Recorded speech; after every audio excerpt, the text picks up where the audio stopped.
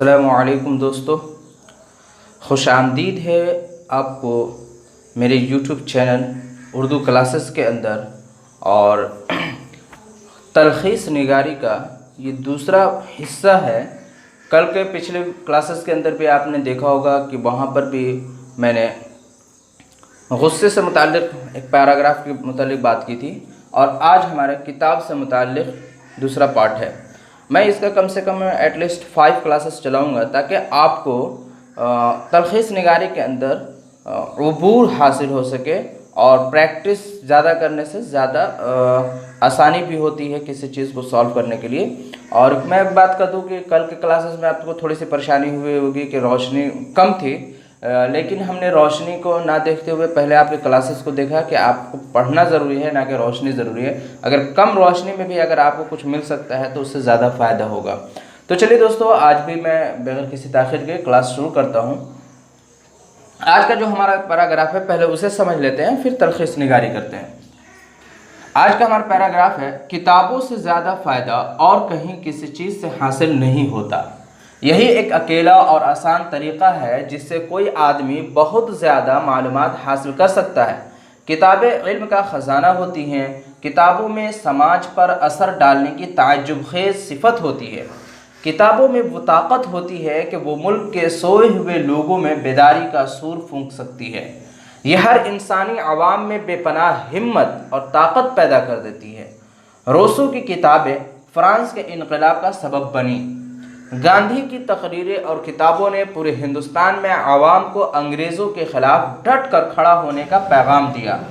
इंसान का खाकी जिस्म फना हो जाता है, लेकिन उसकी लिखी हुई किताबें उसके काम को अबदी ज़िंदगी अता कर देती है।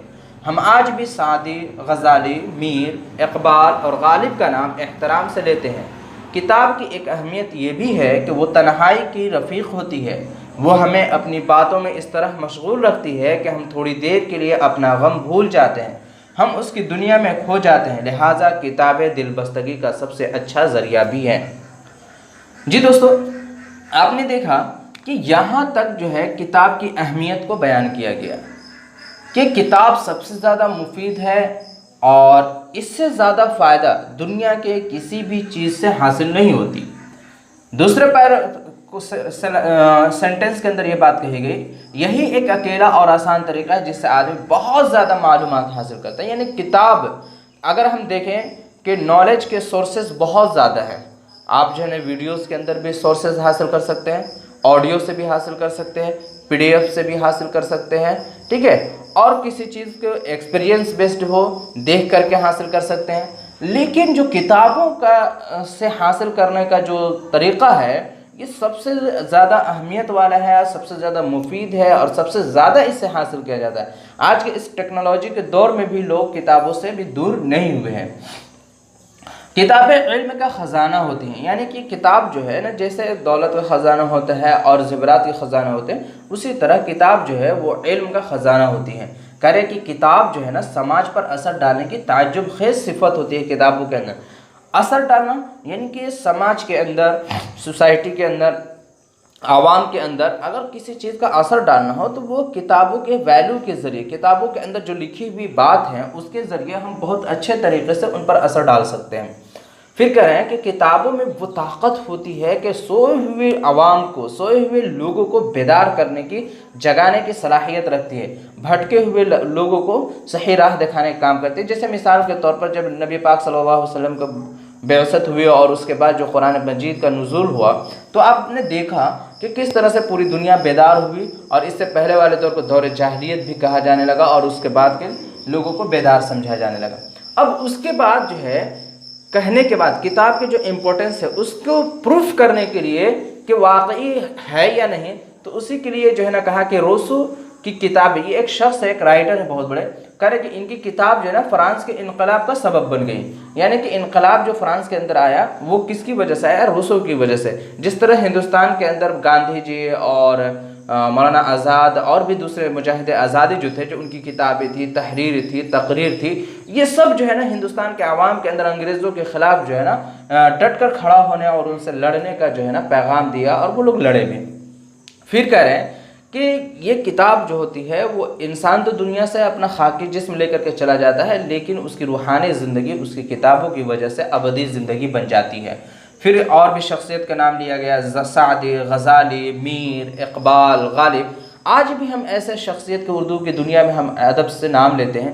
वजह क्या है? वजह सिर्फ़ और सिर्फ यही है कि उन्होंने हमारे लिए एक ऐसी दौलत और एक ऐसा सरमाया छोड़ करके गए हैं कि जिससे हम आज भी फैज़याब होते हैं और आने वाली नस्लें भी हमारी जो है ना उर्दू दुनिया के अंदर इनके बगैर जो है नाकाम रहेगी।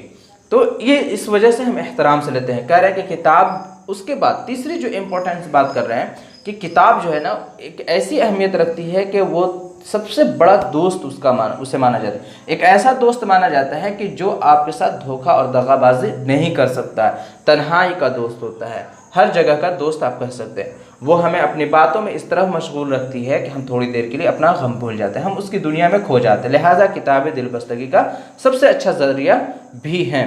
तो चलिए नाज़रीन, अब हमें ये करना है कि इसका जो है ना खुलासा करें। तो हम सबसे पहले लाइन गिन लेते हैं, 1 2 3 4 5 6 7 8, यानी कि 8 साढ़े 8 लाइन है। इसको 3 हिस्से में डिवाइड करना है तो लगभग हमारा 3 लाइन बनेगा।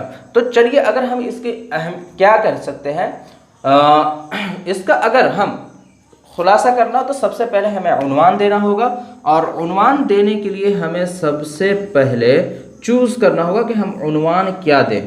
तो दोस्तों, उन्वान आपके अहमियत कुतुब भी हो सकती है, दूसरा फ़वाइद कुतुब हो सकती है, ठीक है। उसके अलावा भी आप जो है देख सकते हैं अहमियत कुतुब, फ़वाइद कुतुब और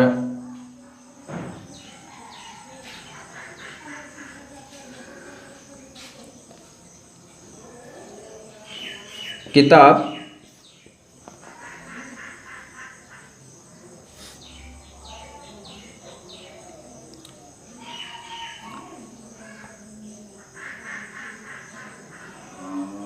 तहरीक इनकलाब ज़िंदगी, ये भी आप दे सकते हैं। आप अपने हिसाब से सोच करके भी दे सकते हैं। मैंने लिखा किताब तहरीक इनकलाब ज़िंदगी, यानी किताब एक ऐसा है जो इनकलाब ज़िंदगी का तहरीक का सबब बन जाती है। अब इसके बाद हमें तरख़ीस लिखना है। डायरेक्ट आज मैं आपको लिख करके दिखाऊंगा कि किताब क्या चीज़ होती है।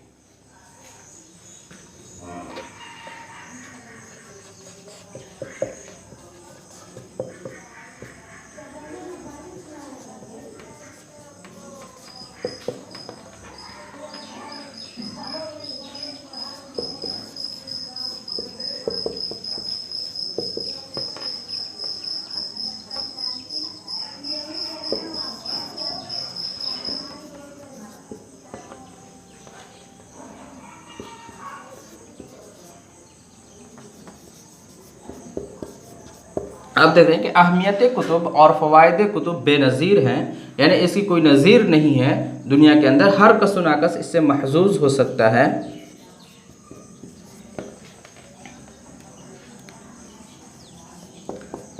बग़ैर किसी तफरीक़ के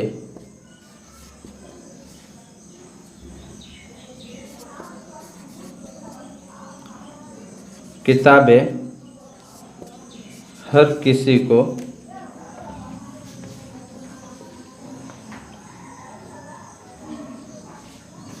फ़वाइद और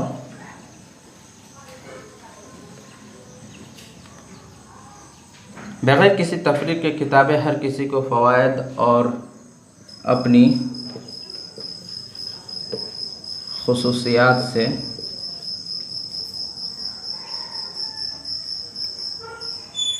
नवाजता है।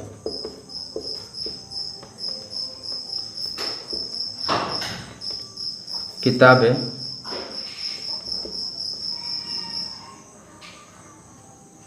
मुतहर्रिक इनकलाब साबित होती हैं। हर दौर में किताबों की अहमियत रही है और जब कभी इनकलाब की ज़रूरत पड़ी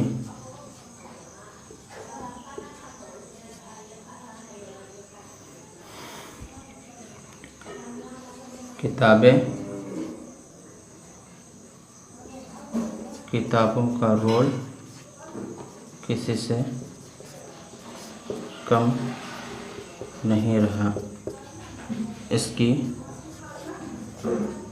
कई मिसालें मौजूद हैं। हिंदुस्तान की आज़ादी की ज़रूरत पड़ी तो गांधी और आज़ाद की किताबें बढ़ चढ़कर हिस्सा ली। ठीक है। और किताबें एक ऐसे रफ़ीक हैं जो जलवत व खलवत दोनों में हमें कभी तन्हा और उदास नहीं छोड़ती। अच्छा, इस तरह से आप तलख़ीस लिख सकते हैं। मैंने लिख दिया, अहमियत कुतुब और फ़वाइद कुतुब बेनज़ीर हैं, हर कस व नाकस इससे महसूस हो सकता है। बग़ैर किसी तफ़रीक़ के किताबें हर किसी को फ़वाइद और अपनी ख़ुसूसियात से नवाजता है। किताबें मुतहर्रिक इनकलाब साबित होती हैं। हर दौर में किताबों की अहमियत रही है और जब कभी इनकलाब की ज़रूरत पड़ी किताबों का रोल किसी से कम नहीं रहा। इसकी कई मिसालें मौजूद हैं। हिंदुस्तान की आज़ादी की ज़रूरत पड़ी तो गांधी और आज़ाद की किताबें बढ़ चढ़ कर हिस्सा रहे। और किताबें एक ऐसे रफ़ीक हैं जो जलवत व खलवत दोनों में हमें कभी तन्हा और उदास नहीं छोड़ती। तो इस तरह से आप भी लिख सकते हैं। आप भी अलग तरीके से लिख सकते हैं। ऐसा नहीं कि जो मैंने तलख़ीस किया, जो खुलासा किया, आप उसी को बिल्कुल हूबहू कॉपी कर सकते हैं। नहीं, आप अपने अंदाज में भी ले सकते हैं। अभी एक पॉइंट छूट गया। आप ये भी कह सकते हैं कि किताबें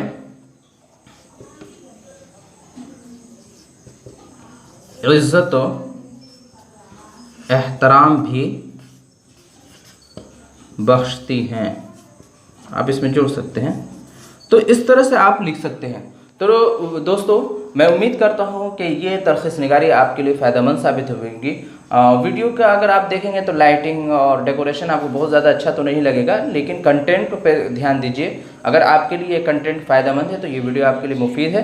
तो चलिए, अगर ये वीडियो अच्छी लगे तो आप दूसरों तक ज़रूर शेयर कीजिए और अगर आप नए हैं तो इस चैनल को सब्सक्राइब करना न भूलें।